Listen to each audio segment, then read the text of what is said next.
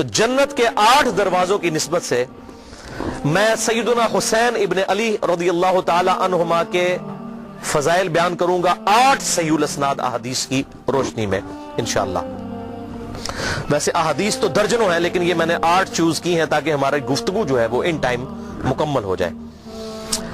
پہلی حدیث جو اہل سنت اور اہل تشیع کے ہاں کامن ہے، اہل سنت کہلوانے والے تینوں گروہ بریلوی، دیوبندی اور سلفی یعنی اہل حدیث اور اہل تشیع بھی اس حدیث کے اوپر اتفاق کرتے ہیں، اور اسی سے وہ نظریہ بھی اڈاپٹ کیا گیا پنج تن پاک کا جو اکثر ہم سنتے ہیں۔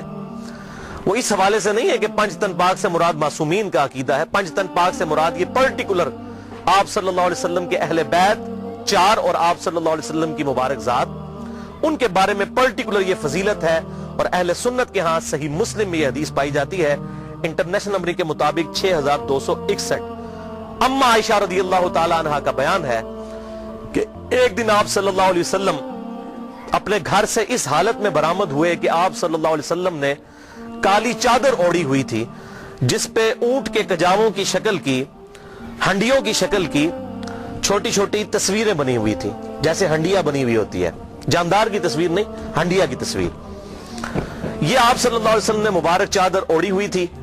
اتنے میں سیدنا حسن ابن علی آئے تو آپ صلی اللہ علیہ وسلم نے اپنی اس کالی چادر کے نیچے ان کو لے لیا۔ پھر سیدنا حسین آئے، ان کو بھی لیا۔ اس کے بعد سیدہ فاطمہ آئی، ان کو بھی لیا۔ پھر سیدنا علی آئے رضی اللہ عنہم اجمعین، ان کو بھی لیا۔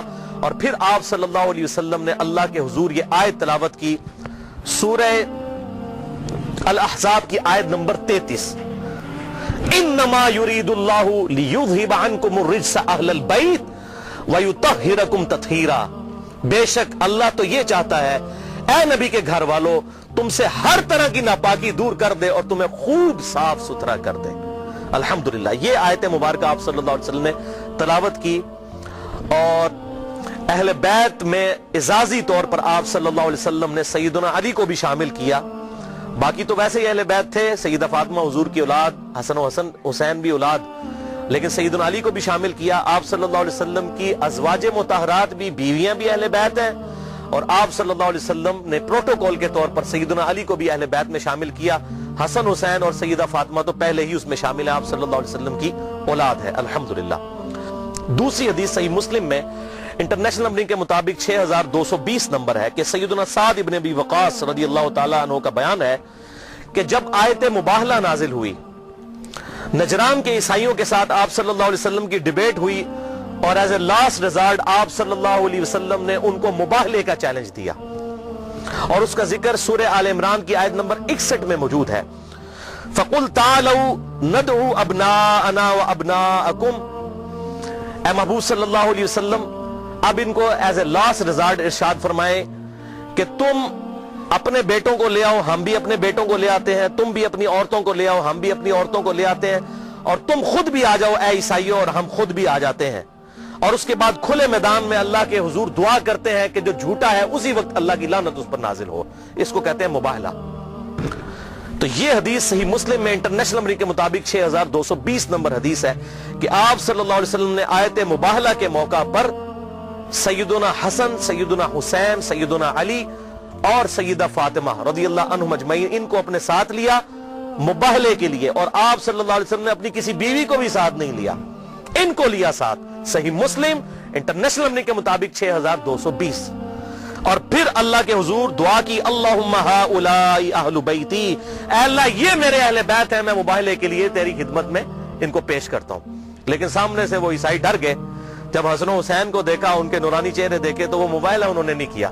کاش مباہلہ کر لیتے تو جان ہی چھوٹ جاتی ان سے، تو وہ بھاگ گئے۔ ان کو پتہ لگ گیا کہ یہ جھوٹے پیغمبر نہیں ہیں جن کی اولاد کو اللہ تبارک و تعالیٰ نے ایسا روب دیا ہے، چھوٹی سی عمر میں ان کا روب ان کے اوپر پڑ گیا، اور مباہلے کے لیے وہ سامنے نہیں آئے۔ صحیح مسلم 6220۔ یہ بہت بڑی فضیلت ہے، اور یہ فضیلت سیدنا سعد ابن ابی وقاص نے صحیح مسلم کی اسی حدیث میں آتا ہے، اس موقع پر سیدنا معاویہ رضی اللہ تعالیٰ عنہ کو بیان کی جب انہوں نے سعد ابن ابی وقاص کو مجبور کیا کہ وہ حضرت علی پر لعنت کرے، تو انہوں نے کہا نہیں معاویہ، میں نے رسول اللہ سے 3 باتیں ایسی سنی ہیں علی کے بارے میں، ایک بھی مجھے مل جاتی حالانکہ میں جنتی ہوں تو میرے لیے دنیا اور جو کچھ ہے اس سے بڑھ کر عزیز ہوتا مجھے. اس میں ایک بات یہ تھی. دوسری انہوں نے کہا غزوہ خیبر کے موقع پر آپ صلی اللہ علیہ وسلم نے فرمایا تھا کل اس شخص کے ہاتھ میں جھنڈا دوں گا جو اللہ اور اس کے رسول سے محبت کرتا ہے, اللہ اور اس کا رسول اس سے محبت کرتے ہیں. ہمیں پوری رات نیند نہیں آئی اور آپ صلی اللہ علیہ وسلم نے سیدنا علی کو جھنڈا دیا. اور صحیح مسلم میں یہاں تک ہے کہ حضرت عمر کہتے ہیں مجھے پوری زندگی علی پر رشک رہے گا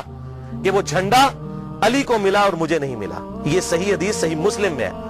اور ایک جھوٹی حدیث عوام میں مشہور ہے کہ حضرت عمر کہتے تھے مجھے ابو بکر کی ایک رات کی نیکی مل جائے پوری زندگی دے دوں. یہ جھوٹی حدیث ہے. شیخ البانی بھی اسے کہتے ہیں یہ فیبریکیٹڈ موضوع حدیث ہے.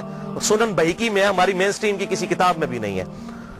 اور شیخ زبیر علی زئی صاحب بھی اسے جھوٹی حدیث کہتے ہیں. اور جو سچی حدیث ہے وہ شیعہ سنی اختلاف کی نظر ہو گئی جو صحیح مسلم کے اندر تھی کہ حضرت عمر کہتے ہیں میں علی پر رشک کروں گا.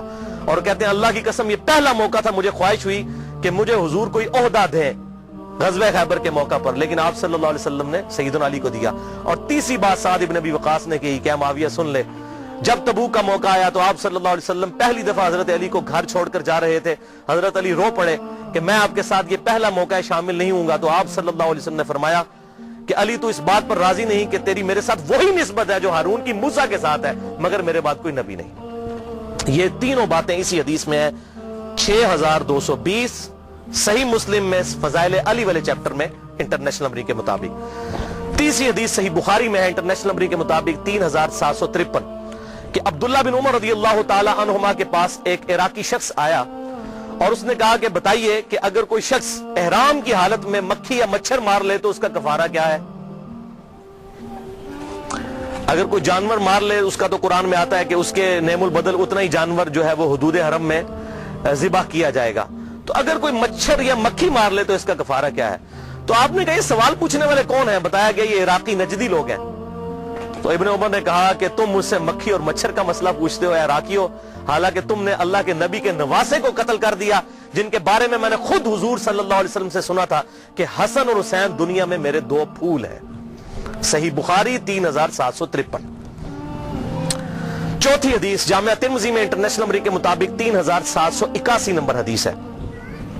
رازدار رسول حذیفہ ابن یمان رضی اللہ تعالیٰ عنہ کہتے ہیں کہ آپ صلی اللہ علیہ وسلم نے مجھ سے ارشاد فرمایا کہ اے حذیفہ آج میرے پاس اللہ نے وہ فرشتہ بھیجا ہے جو آج سے پہلے کبھی دنیا پہ نازل نہیں ہوا, پہلی دفعہ آیا ہے اور خاص خبر لے کر آیا ہے. اور اس نے مجھے خبر دی ہے کہ میرے بیٹے حسن و حسین جنتی نوجوانوں کے سردار ہیں اور میری بیٹی فاطمہ جنتی عورتوں کی سردار ہے.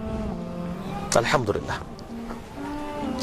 اور اسی کا طرق جب المستدرک للحاکم میں آتا ہے انٹرنیشنل نمبر کے مطابق 4779, اس میں الفاظ ہیں کہ حسن اور حسین جنتی نوجوانوں کے سردار ہیں اور ان کے والد علی ابن ابی طالب ان سے بھی بہتر ہیں. الحمدللہ. اور یہ جو پورشن ہے کہ فاطمہ رضی اللہ تعالی عنہا, فاطمہ علیہ السلام حضور صلی اللہ علیہ وسلم کی بیٹی جنتی عورتوں کی سردار ہے, یہ والا پورشن صحیح بخاری اور صحیح مسلم میں موجود ہے. اور اسی حدیث کے اوپر امام بخاری نے حضرت فاطمہ پر جو باب باندھا ہے اس کا نام ہے فضائل فاطمہ علیہ السلام. آپ سارے عربی نسخے اٹھا کے دیکھ لیں, امام بخاری نے حضرت فاطمہ کے ساتھ علیہ السلام لکھا. بیسیکلی امام بخاری نے رد کیا ناسبیوں کا کہ ہم اہل سنت بھی علیہ السلام کہنے کے قائل ہیں. ایون 6318 نمبر حدیث جو صحیح بخاری میں آتی ہے حضرت علی اور فاطمہ کے ساتھ علیہ السلام لکھا, اور صحیح بخاری میں حضرت حسین کے ساتھ علیہ السلام لکھا 3748 نمبر حدیث میں امام بخاری نے. اور یہ صرف امام بخاری نہیں, امام ابو داؤد نے 4640 نمبر حدیث میں حضرت علی کے ساتھ علیہ السلام لکھا. اور علیہ السلام کوئی جرم نہیں لکھنا, علیہ السلام ہم کسی کو بھی کہہ سکتے ہیں. جب ہم پڑھتے ہیں صلی اللہ علیہ وآلہ وسلم تو اولاد پہ بھی آپ صلی اللہ علیہ وسلم کے سلام پڑھ رہے ہوتے ہیں. ہم مردوں کو کہتے ہیں السلام علیکم اہل الدیار من المؤمنین والمسلمین. ہم آپس میں ایک دوسرے کو السلام علیکم کہتے ہیں. قبر رسول پر جا کر کیا کہتے ہیں؟ السلام علیکہ یا رسول اللہ. صحیح حدیث ہے المصنف ابن ابی شیبہ میں, سنن بہیقی کے اندر, الموطا امام مالک کے اندر, فضل الصلاۃ علی النبی کے اندر کہ عبداللہ بن عمر جب بھی قبر رسول پر جاتے السلام علیکہ یا رسول اللہ, السلام علیکہ یا ابا بکر, السلام علیکہ یا عمر کہا کرتے تھے. رضی اللہ عنہ یا عمر نہیں, السلام علیکہ یا عمر, نام لے کر سلامتی بھیجتے تھے. تو سلامتی بھیجنا یہ بالکل ٹھیک ہے. اور نماز میں نہیں ہم پڑھتے السلام علینا وعلی عباد اللہ الصالحین, اپنے اوپر ہم سلام بھیج رہے ہوتے ہیں. تو یہ شیعہ سنی کا مسئلہ نہیں ہے, یہ الحمدللہ متفق کا مسئلہ ہے. ہم کہتے ہیں ہم پر بھی سلام ہو اور تمام نیک بندوں پر سلام ہو. نیک بندوں میں انبیاء بھی شامل ہیں, صحابہ کرام علیہم رضوان بھی شامل ہیں, اہل بیت بھی شامل ہیں الحمدللہ. لیکن مسئلہ ہے کہ یہ تو اس کے لیے جو دلائل ماننا چاہے, جو نہ ماننا چاہے تو اس کے لیے تو پھر ابو جہل کے سامنے حضور صلی اللہ علیہ وسلم نے دعوت پیش کی, اس نے بھی قبول نہیں کیا, بلال حبشی نے قبول کر لی. یہ تو قسمت کی بات ہے نا. ہم تو دلائل کے ساتھ بات کر سکتے ہیں, جس کی مرضی مانے, جس کی مرضی نہ مانے, منکرین حدیث بن جائے. ہم صحیح بخاری اور صحیح مسلم میں رفع الیدین کی حدیثیں بھی مانتے ہیں اور بخاری مسلم میں اہل بیت کی شان کی حدیثیں بھی مانتے ہیں. اے نہیں کہ میٹھا میٹھا ہاپ ہاپ تے کوڑا کوڑا تھو تھو, انج نہیں, دو نمبری نہیں. اور یہ بیسیکلی فرقہ واریت کی لعنت ہے جس کی وجہ سے یہ ساری چیزیں کنٹروورشل ہو جاتی ہیں. 5ویں حدیث جامعہ ترمذی میں انٹرنیشنل نمبر کے مطابق 3775 نمبر ہے کہ آپ صلی اللہ علیہ وسلم نے فرمایا, حسین مجھ سے ہے اور میں حسین سے ہوں, اللہ اس سے محبت کرے جو حسین سے محبت کرتا ہے. حضور صلی اللہ علیہ وسلم کی دعا ہے اس کے لیے. اور اسی سے ملتا جلتا ایک ترک مسند امام احمد میں انٹرنیشنل نمبر کے مطابق 7863 نمبر حدیث ہے, دوسری جلد اور صفحہ 288 پر. سیدنا ابو ہریرہ رضی اللہ تعالیٰ عنہ سے یہ کریٹیکل حدیث ہے کہ سیدنا ابو ہریرہ کہتے ہیں میں نے حضور صلی اللہ علیہ وسلم سے یہ بات خود سنی تھی کہ جس نے حسن اور حسین سے محبت کی اس نے مجھ سے محبت کی, اور جس نے حسن اور حسین سے بغض رکھا اس نے مجھ سے بغض رکھا. اب نبی سے بغض رکھا تو ایمان کہاں باقی رہ گیا. بخاری اور مسلم کی متفق علیہ حدیث ہے, تمہارا ایمان اس وقت تک کامل نہیں ہو سکتا جب تک کہ میں تمہیں تمہارے ماں باپ اولاد سب لوگوں سے بڑھ کر عزیز نہ ہو جاؤں. اور صحیح بخاری میں تو یہاں تک ہے کہ حضرت عمر نے ایک دفعہ حضور کو محبت میں کہا, اے اللہ کے رسول مجھے آپ پوری دنیا میں سب سے بڑھ کر محبوب ہیں سوائے اپنی جان کے. آپ نے فرمایا عمر تیرا ایمان ہی مکمل نہیں, بلکہ تیری جان سے بھی بڑھ کر. ان کا یا رسول اللہ بلکہ آپ مجھے میری جان سے بھی بڑھ کر عزیز ہیں. آپ نے فرمایا ہاں اب عمر تیرا ایمان اب مکمل ہوا. تو جس نے حسن و حسین سے محبت کی اس نے مجھ سے محبت کی, اور جس نے حسن و حسین سے بغض رکھا اس نے مجھ سے بغض رکھا. 6 حدیث صحیح بخاری کے اندر ہے. یہ وہ حدیث ہے انٹرنیشنل نمبر کے مطابق 3748 جس حدیث میں امام حسین کے ساتھ علیہ السلام لکھا ہے امام بخاری رحمہ اللہ نے الحمدللہ. اور لکھتے ہیں کہ جب حسین علیہ السلام کا سر مبارک کاٹ کر یزید کے گورنر عبید اللہ ابن زیاد کے سامنے لا کر رکھا گیا تشت میں, اس کی ٹیبل پہ, آپ اندازہ کریں اس امت نے کیا کیا. حضور کو دنیا سے گئے ابھی بمشکل 50 سال گزرے تھے اور امت نے حضور کی پوری نسل ذبح کر کے رکھ دی ولیعوذ باللہ تعالی, اور آج تک بھگت رہے ہیں اس کو. اور تشت میں لا کر عبید اللہ ابن زیاد گورنر کوفہ جو یزید کی طرف تھے وہاں پر گورنر تھا, اسپیشلی اسی کام کے لیے لگایا گیا. اس سے پہلے وہاں پہ گورنر تھے نعمان ابن بشیر رضی اللہ تعالیٰ عنہ صحابی, وہ حضرت حسین کے ساتھ برا سلوک نہیں کرتے تھے. ہٹا کے اسپیشل یزید نے اس فاسق شخص کو لگایا عبید اللہ ابن زیاد. اس پہ اگر میں بخاری مسلم سے اس کی باتیں بیان کروں تو 1 گھنٹہ الگ چاہیے. یہ کتنا ظالم شخص تھا اور کتنا صحابہ کا یہ گستاخ تھا ولیعوذ باللہ تعالی. تو اس کے سامنے لا کر سر رکھا گیا, صحیح بخاری 3748, اور یہ سر پر چھڑیاں مارنے لگا حضرت حسین کے ولیعوذ باللہ تعالی.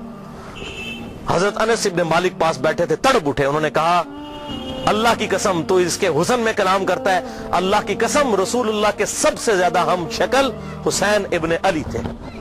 اور دوسری روایتوں میں آتا ہے کہ پھر انہوں نے ڈانٹا, انہوں نے کہا کہ تو اس ہونٹ پر, ان ہونٹوں کے اوپر چھڑیاں مارتا ہے, اور میں نے اپنے محبوب صلی اللہ علیہ وسلم کو ان ہونٹوں کو چومتے ہوئے دیکھا ہے. اللہ اکبر. 7ویں حدیث مسند امام احمد میں انٹرنیشنل نمبر کے مطابق 648 جلد 1 صفحہ 85 پر, بڑی کریٹیکل حدیث ہے. صفین سے جب سیدنا علی رضی اللہ تعالیٰ عنہ واپس آ رہے تھے اور نہروان کے لیے خوارج کے خلاف قتال کے لیے جا رہے تھے, اس دوران فرات کے کنارے آپ رکے. اس حدیث سے آپ کو پتا چلے گا کہ حضور کو یہ غیبی خبریں اللہ نے پہلے دے دی تھی کہ آپ کی امت آپ کے اہل بیت کے ساتھ برا سلوک کرے گی.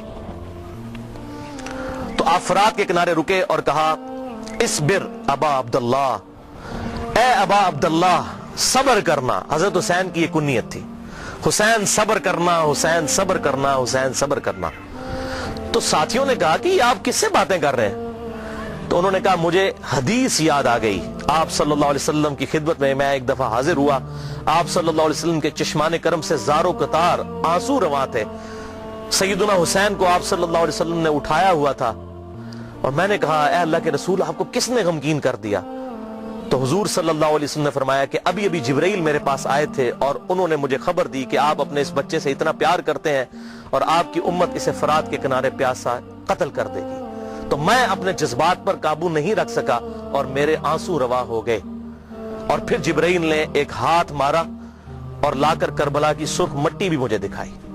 تو یہ سیدنا علی نے صفین سے واپسی پر نہروان پر جاتے ہوئے حدیث فرات کے کنارے بیان کی، جو واضح ثبوت ہے کہ آپ صلی اللہ علیہ وسلم کو یہ غیبی خبر دی جا چکی تھی کہ آپ کی امت آپ کے اہل بیت کے ساتھ برا سلوک کرے گی۔ یہ کوئی ایسا نہیں تھا کہ انہونا واقعہ ہونا تھا اور حضور صلی اللہ علیہ وسلم کو پتہ نہیں تھا، آپ نے امت کو ڈرایا، وہ آگے حدیث بھی آ جائے گی انشاءاللہ۔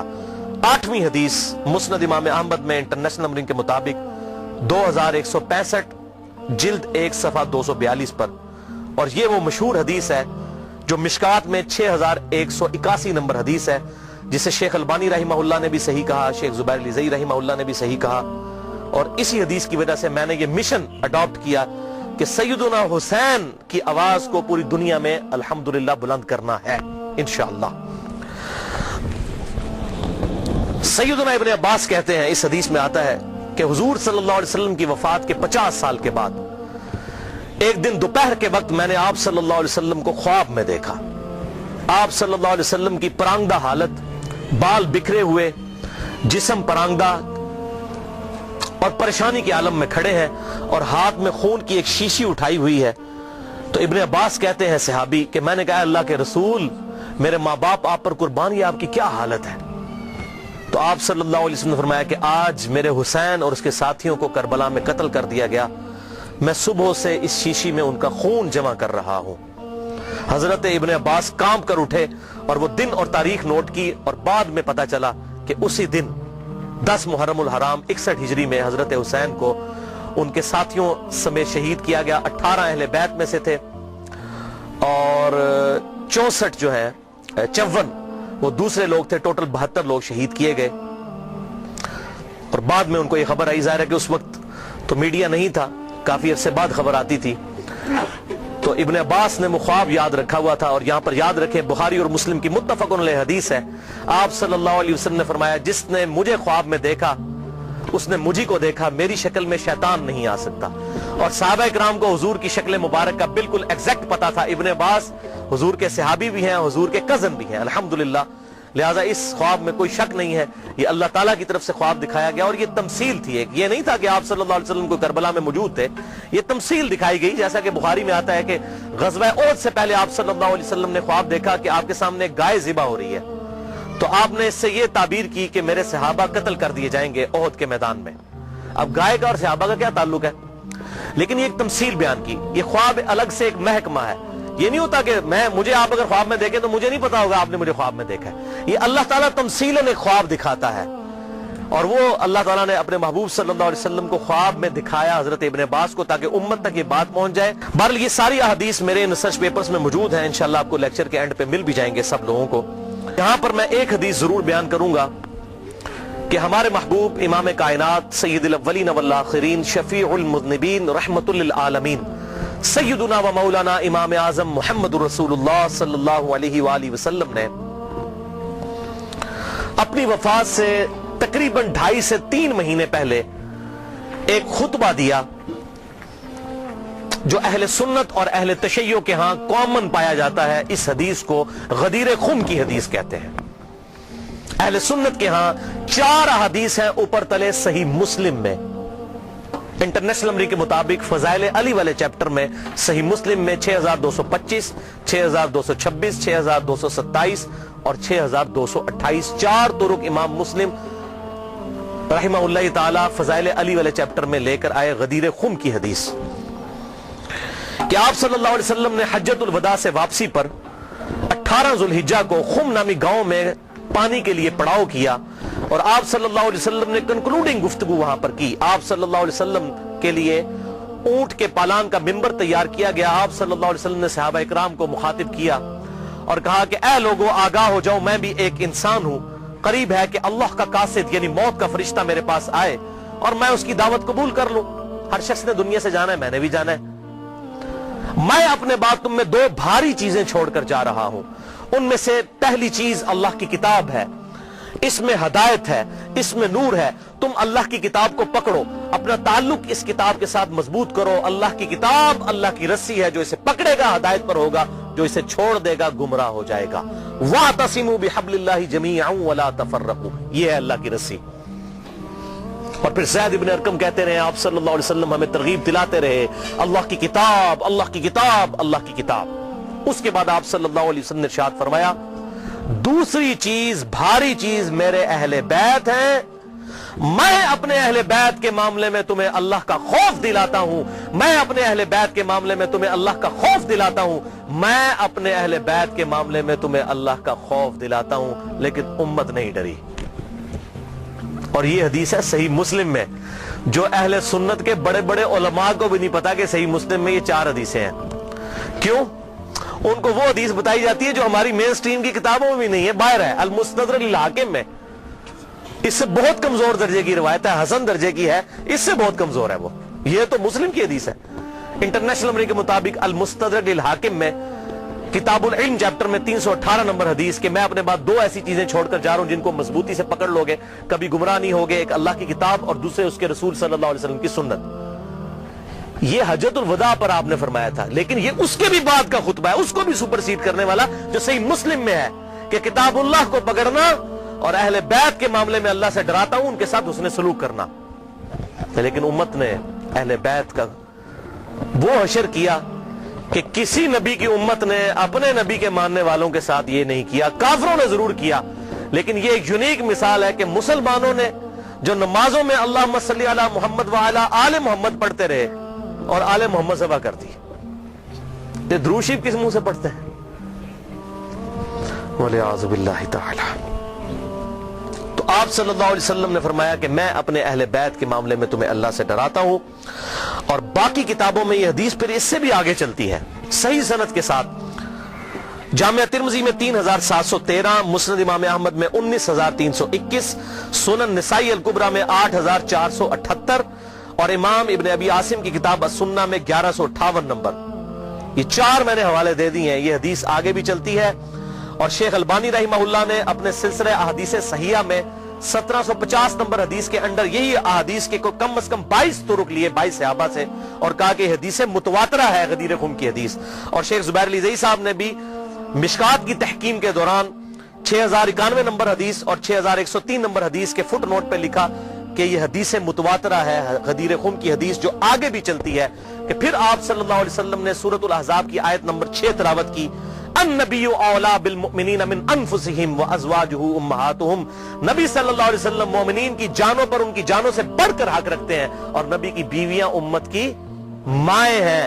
پھر آپ صلی اللہ علیہ وسلم نے صحابہ کرام سے مخاطب ہو کر کہا غدیر خم پر، اے میرے اصحاب، اس آیت کی روشنی میں کیا تم گواہی دیتے ہو کہ اللہ تمہارا رب ہے؟ سب نے کہا بلا یا رسول اللہ، کیوں نہیں یا رسول اللہ صلی اللہ علیہ وسلم. پھر آپ صلی اللہ علیہ وسلم نے فرمایا کہ کیا تم اللہ اور اس کے رسول کو سب سے بڑھ کر محبوب رکھتے ہو اس آیت کے تحت؟ سب نے کہا یا رسول اللہ کیوں نہیں. پھر آپ صلی اللہ علیہ وسلم نے مولا علی کا ہاتھ پکڑا وہاں پر غدیر خم پہ اور یوں صحابہ کے درمیان بلند کیا. پھر آپ نے کہا من کنت مولاہ فہذا علی مولاہ. پھر جو مجھے دلی محبوب رکھتا ہے وہ علی کو بھی دلی محبوب رکھے. جس کا مولا میں، اس کا مولا علی. اور پھر اسی حالت میں آپ نے فرمایا اے اللہ اس سے محبت رکھ جو علی سے محبت رکھے، اس سے بغض رکھ جو علی سے بغض رکھے. اس موقع پر آپ صلی اللہ علیہ وسلم نے ارشاد فرمایا. تو مولا کا مطلب ہے دلی محبوب، مشکل کشا، حاجت روا نہیں. مولانا ہم اپنے مولویوں کو جو کہہ رہے ہوتے ہیں مولانا، اس کا کیا مطلب ہوتا ہے؟ ہمارے دلی محبوب. قرآن میں آیا سورہ تحریم کی آیت نمبر 4 میں فَإِنَّ اللَّهَ هُوَ مَوْلَاهُ وَجِبْرِيلُ وَصَالِحُ الْمُؤْمِنِينَ. نبی کا مولا ہے اللہ، جبریل، ایمان والے اور تمام فرشتے نبی کے مولا ہیں اور نبی ان کے مولا ہیں دلی محبوب. جو مولا کا مشکل کشا والا معنی ہے وہ اللہ کے لیے خاص ہے. یہاں پر معنی آپ دیکھیں کیا کہا کہ میں تم پر تمہاری جانوں سے بڑھ کر حق رکھتا ہوں دلی محبوب. النبی اولا بالمؤمنین، نبی اولا ہے.